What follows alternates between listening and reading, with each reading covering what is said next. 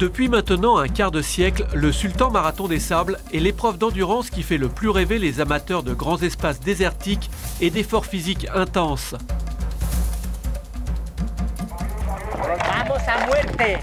Devenu au fil des années une incontournable référence en matière de course à pied, le MDS, comme l'appellent les initiés, est né de la rencontre d'un homme avec le désert saharien il y a presque 30 ans. Nous sommes en janvier 1984. Patrick Boer, alors jeune photographe de 28 ans, découvre les bases d'une aventure en autosuffisance. Je ne m'habitue pas encore au poids du sac qui me torture tous les muscles. Pourtant, je dois me surpasser parce que j'ai décidé de jouer à ce jeu du naufragé volontaire. Chaque jour qui passe diminue ma charge et doit aboutir à des satisfactions. Même s'il faut transiter par quelques jours difficiles, je pense que cela en vaut la peine.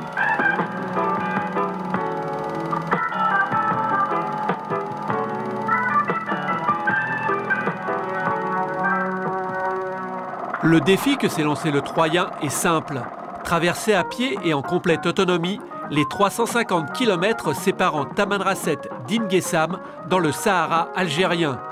Il lui faudra 12 jours pour atteindre son but.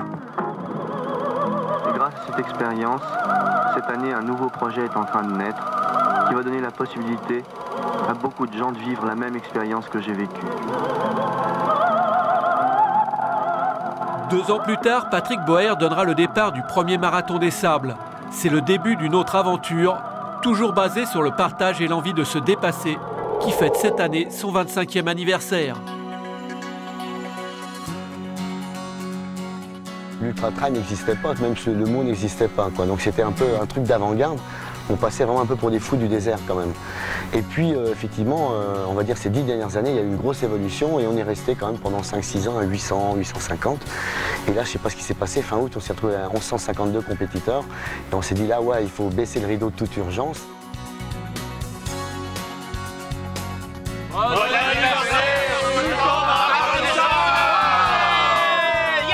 Franchement, même au cours de la dernière décennie, là, on me demandait comment je me projetais sur les 2 ans qui viennent.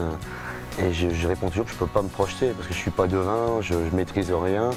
Et ce qu'on maîtrise, c'est l'énergie qu'on donne, le meilleur de nous-mêmes pour que chaque année soit une belle édition, qu'on contente tous ceux qui viennent de la planète entière maintenant pour vivre ce beau rendez-vous. Donc l'essentiel, c'est qu'on y mette toujours autant d'enthousiasme et qu'on a toujours autant de passion et autant d'émotion. Ça, c'est vraiment le plus beau cadeau que ces 25 ans ont pu m'apporter. Avec pas moins de 1013 concurrents au départ, ce millésime 2010 est donc un cru d'exception. Composé en grande partie de redoublants, il accueille aussi quelques nouvelles recrues, toujours très optimistes. C'est une première pour moi, j'ai jamais dormi dehors. Le top, il fait beau, il y a une bonne ambiance. C'est pour le moment ce que j'attends du Marathon des Sables, mais bon, le plus dur est à venir. L'une des caractéristiques de ce marathon repose sur l'autosuffisance. Ce qui veut dire que chaque coureur doit transporter dans son sac à dos du matériel de sécurité fourni par l'organisateur, auquel il faut rajouter sa nourriture pour la durée de la course, sans excéder le poids limite autorisé de 14 kg. Alors ce sac, 12 kg 100, c'est un peu beaucoup, non? On a intérêt de manger beaucoup. Pour les habitués de l'autosuffisance, la balance ne doit jamais dépasser les 9 kg. Mon sac, je ne l'ai pas encore pesé, mais en général, mon sac, je le fais environ entre 8 kg, 8 kg 5. Mais enfin, en tout cas, il y a de quoi pour que je puisse tenir tranquillement une semaine. Mais tous les participants ne sont pas des esthètes. J'essaye de faire plaisir en mettant par exemple les soupes qui ont de bon goût, et notamment ça, c'est pour le plaisir, hein, les croûtons.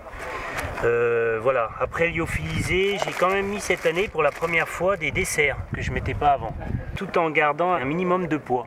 Pour d'autres encore, certaines réalités posent un cruel dilemme avant même le départ.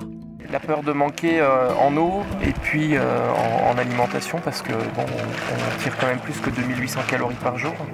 Donc c'est vraiment ça. Donc il faut quoi? Il faut que je fasse juste un repas par jour. 1, 2, 3. Mais prends ce que tu aimes, garde ce que tu aimes. 5, j'aime tout. C'est pour ça que je le fais. Allez, à l'arrivée, hein. Une fois les pactages vérifiés, les duvets déroulés et les derniers feux de camp éteints, le bivouac des concurrents peut tranquillement s'endormir.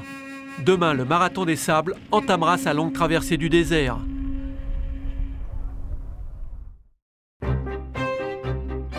Au petit matin du premier jour de course, l'ambiance ressemble toujours à celle d'une ruche en pleine effervescence.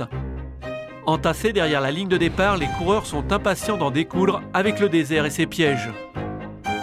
Cette année, face à eux, Patrick Boer va dérouler durant 7 jours un parcours de 250 km entre le Djebel Hirs et les dunes de Merzouga. Divisé en 6 étapes d'une longueur variant de 21 à 82,2 km, le Marathon des Sables 2010 offre une fois encore l'occasion de découvrir les paysages grandioses du Sahara sud-marocain.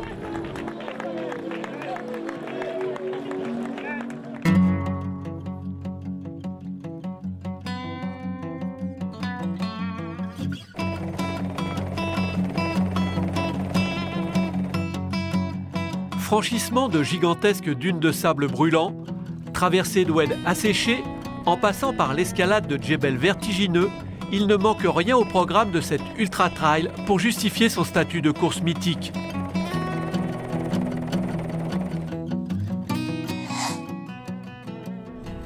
J'arriverai pas à monter, là. Faut que j'aille. Je vais aller voir. Tranquille ? Ouais, continue. Allez. Comment tu te sens ?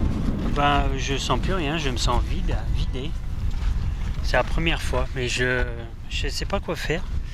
Donc je vais aller voir là-bas s'ils peuvent me perfuser, si j'arriverai jamais à la monter cette bosse. J'ai plus rien dans le ventre.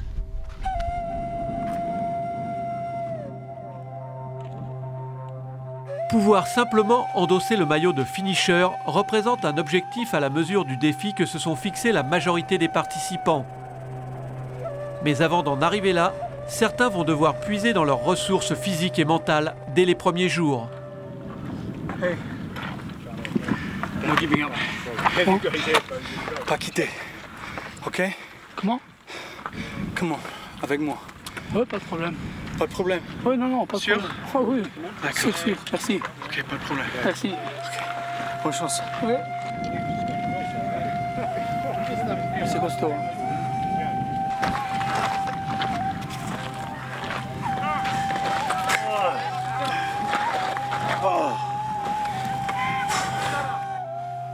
Bien qu'il s'agisse d'une épreuve sportive, ce qui fait le succès du MDS n'est pas seulement basé sur le chrono et le résultat final.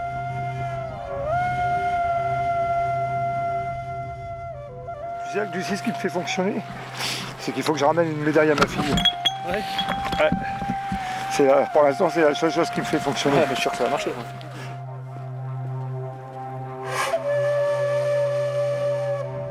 Pour moi, c'est un grand voyage intérieur. Là, on pousse les limites là, de soi-même.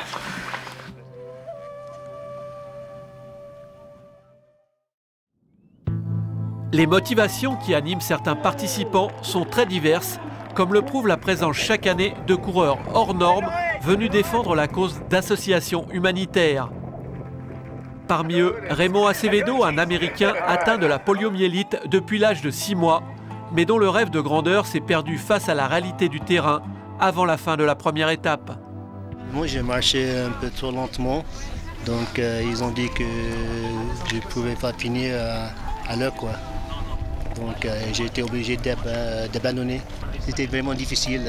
Le désert, c'est pas facile. Surtout avec les béquilles, il faut monter, même pour descendre les collines, et les dunes et tout ça. C'était difficile.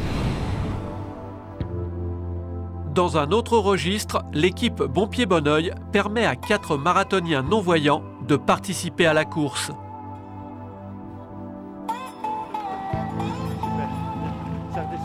Notre but, en fait, c'est de montrer que malgré le handicap, on peut arriver au bout comme tout le monde, quoi. Voilà. On avance doucement, mais sûrement, et jusqu'au bout. Voilà. Si vous étiez à la place d'Odile, voilà comment vous appréhenderiez le terrain à côté de votre guide, dont la voix deviendrait alors vos yeux. Petit arbre à droite, on va passer un petit coin d'ambre. Allez, 2 mètres top, ça monte, butte de sable. Hop. Oh non, haut, top, ça redescend. Léger gauche, des vers gauche-droite, voilà. C'est bon. Là, on repart sur la droite. On arrive au bout, Odile.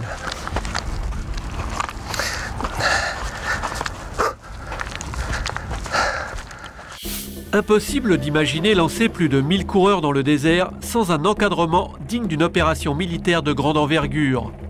Sur le terrain, une partie des 400 bénévoles est chargée d'assurer la sécurité et le bon déroulement des étapes au contrôle de passage. Pendant ce temps, la logistique s'occupe de l'installation du bivouac. Chaque jour, il faut moins de 4 heures pour donner naissance à un véritable village de toile poussé au milieu de nulle part. Du bivouac concurrent au PC Press, rien n'est laissé au hasard. Il y a même un service de nettoyage très efficace destiné à effacer toute trace du passage du marathon. Dans ce contexte éphémère, la Clinique des Sables occupe un espace digne d'un véritable hôpital de campagne. L'équipe comprend 50 personnes, dont 20 médecins, 25 infirmiers et 5 logisticiens. On est parti avec 500 litres de perfusion de premier abord. De tous les éléments naturels qui font du Marathon des Sables une course d'exception, la chaleur est certainement celui que redoutent le plus les coureurs. Et avec elle, la déshydratation, car sur certaines étapes, la température peut dépasser les 40 degrés. J'ai dû ralentir parce que j'avais vraiment très chaud, donc je pense que j'ai peut-être une petite insolation. Physiquement, bon, je dirais je tiens, mais bon, c'est tout le reste. Il n'y a plus d'énergie, puis la tête elle est en train de se vider au fur et à mesure des kilomètres qui avancent, donc voilà. Pas terrible. Certains jours, personne n'échappe à la morsure du soleil. Pas même une grande championne comme la Marocaine Didi Touda, qui a pourtant déjà remporté le MDS 2 fois de suite.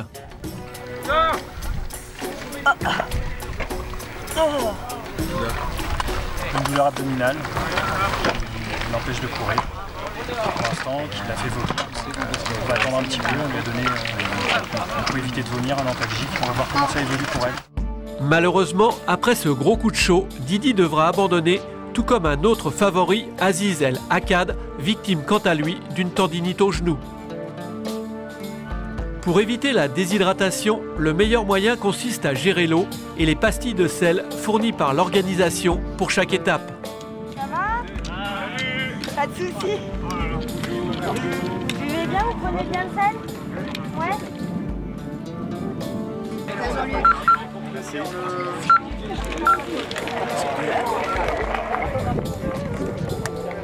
La température approche les 40 degrés chaque jour, avec heureusement une hygrométrie qui est basse, qui nous évite des hyperthermies, mais qui par contre entraîne, c'est vrai, une déshydratation. Donc il y a une nécessité absolue, au moins des 8 à 10 litres jour qu'ils ont quotidiennement, et nous leur fournissons donc une quantité de sel qui est d'environ 10 grammes par jour, ce qui est juste suffisant pour le contexte. Dans ce domaine, il n'y a donc pas de solution miracle. Faute de trouver un puits sur son chemin, à chacun de trouver sa méthode pour économiser le précieux liquide tout au long du marathon. Avec 2 gorgées toutes les 5 minutes, vous faites 1,5 litre d'eau par 2 heures. Every 6 minutes, we take about 50 to 60 milliliters. L'eau qu'on reçoit au CP, la boire en petites gorgées, mais tout au long de la course. Conscients des risques liés à la chaleur extrême, les organisateurs distribuent ainsi plus de 80 000 bouteilles, soit 120 000 litres d'eau durant la course.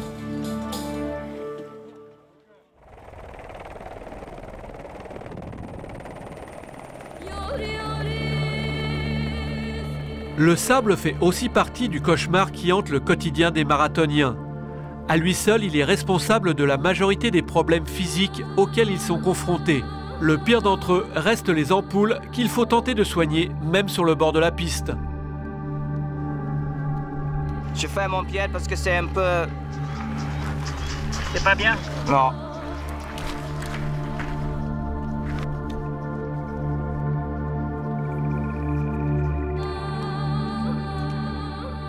Là, c'est des pansements qui sont pas assez épais, donc elle a quand même des frottements. Il faudra qu'elle renforce ça tout à l'heure, mais là c'est pour qu'elle puisse continuer. Puis ce soir on lui fera des vrais pansements un peu plus costauds. See you later. Bon courage. Thank you. Bye. Bye.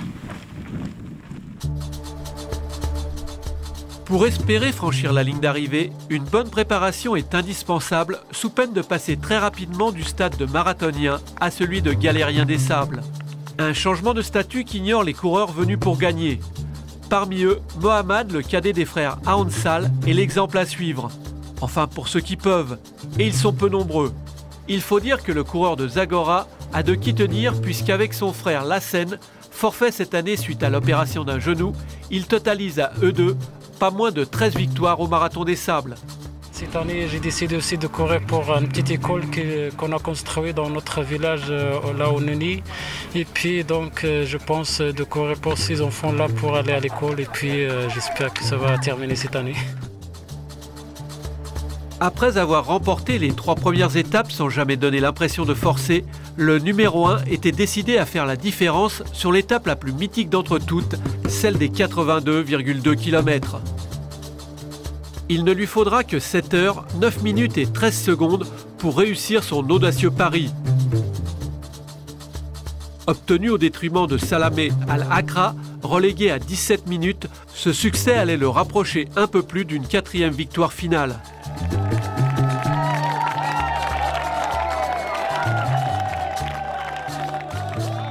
Vraiment, j'ai pas programmé, mais le rythme était très élevé depuis le départ. Donc, le Jordanien, il essaye de gagner l'étape, ou bien donc j'espère de garder la victoire jusqu'à la fin. J'espère. Alors que le vainqueur a passé la ligne d'arrivée juste après le coucher du soleil, le reste de la horde, perdu dans la nuit, joue les prolongations. Comme je disais il n'y a pas longtemps, il pleut que sur les cons en Bretagne. Pour une fois, j'aimerais bien aimer être con. Yeah, it's got a lot to smile about in a beautiful place. How often you get to walk through the desert at night? Yeah, you got to make the most of it. You got to enjoy the experience. What? Oh yes. Il reste à peine 20 bornes. On va les faire, hein. On a encore les jambes, donc il nous faut un peu la tête. Après, c'est dans la tête. Hein. Il nous faut la tête pour continuer, pour pousser les jambes, et puis ça va aller. Aujourd'hui, c'était le pied qui n'a pas été. La tête, ça a été, le moteur a été, mais je suis sur les jambes depuis au moins 40e kilomètre là. Donc voilà, mais sinon, la vie est belle. On va bien dormir, on va mettre tout ça en route, et demain, c'est reparti. Bonne soirée. Ciao. On cherche à aller de CP en CP, tout simplement. Mais c'est vrai que les 2 derniers CP, complètement dans les dunes de sable, c'est mortel, c'est terrible. C'est ça qui est très difficile. En plus en pleine nuit, le balisage, plus le laser, donc on perd un petit peu l'orientation. On a la sensation qu'on fait des kilomètres en plus. Donc tout ça, ça agit un petit peu sur le moral. Comme je disais tout à l'heure à Jean-Marie, je lui dis, écoute, c'est incroyable, j'ai mal nulle part, tellement j'ai mal partout.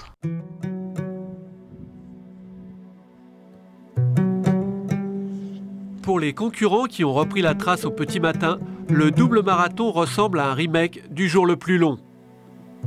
C'est le cas pour Séverine, notre débutante rencontrée le premier jour et pour qui le plus dur reste toujours à faire. Il est 1h, j'espère à 4h être à l'arrivée de cette super étape. Oh. Elle tiendra parole à la minute près. Oh, qui l'aurait cru. J'avais dit 4h, je suis là. 4h. Oh, purée. Une fois dans ma vie, pas deux. Derrière elle, c'est Tidenor Suzuki et Christophe Antoine, à qui reviendra le rôle de lanterne rouge après 33 heures et 29 minutes de course. Soit 26 heures et 30 minutes de plus que le chrono affiché par le vainqueur. Comme dans toute production à grand spectacle, le Marathon des Sables réserve des moments d'angoisse. Dans la 5e étape, les contrôleurs signalent l'absence du dossard numéro 21. Commissaire Maxime pour PC Course. Il s'agit de Gwendoline Delard, une concurrente anglaise qui n'a pas pointé au contrôle de passage numéro 2. Toute la journée, les hélicoptères vont survoler la zone. Une fois la nuit tombée, la direction de course décide alors d'organiser une cellule de crise pour coordonner les actions de secours. Un truc un peu incompréhensible parce que sur 10 km, une personne qui se perd sur 1000, c'est... Donc voilà, j'espère que tout va bien et qu'on va la récupérer rapidement. Si elle s'est gourée, qu'elle est passée en travers comme ça, on ne sait jamais. Ça peut avoir été par là aussi. J'y suis allé en hélico cet après-midi jusque-là. Les recherches dureront toute la nuit, mais sans succès. Au petit matin, les hélicoptères vont prendre à nouveau le relais des équipes au sol, jusqu'au moment où l'un des pilotes aperçoit la trace d'une fusée de détresse. Quelques minutes avant le dernier départ, Gwendoline est de retour pour expliquer son aventure. J'ai pris le mauvais chemin et j'ai regardé par rapport à ce qui était écrit, ça semblait correspondre. Et quand je devais arriver à CP2, il n'y avait pas de CP2. Donc j'ai continué un peu et puis je me suis endormie pour la nuit. Tout est rentré dans l'ordre et le bivouac a retrouvé le sourire.